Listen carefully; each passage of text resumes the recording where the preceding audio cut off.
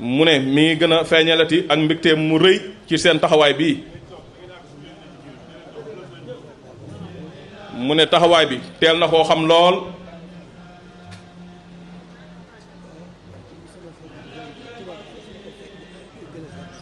mu ne ba waxtu wu xelam demee ci Touba Fall xolam day sedd guy.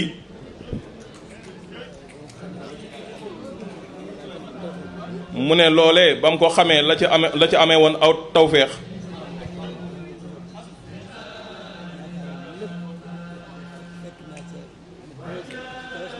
mu ne waaye lam ci yaakaaroon lépp fekk na ci lu kawe njortam. mu ne mooy nii nga xam ne moom la ko Cheikh Moustapha Fall mi waxee. mu ne dégg na ko bu baax a baax a baax. mu ne noonu yi mu demee rek noonu rek la baaxee.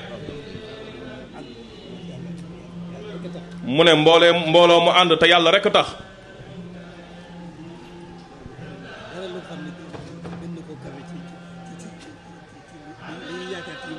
mu ne loolu mbooloo mu ànd te yàlla rek tax amul lenn loo xam ne gën na koo kawe ci lu ñuy yaakaar ci yëngatu yi.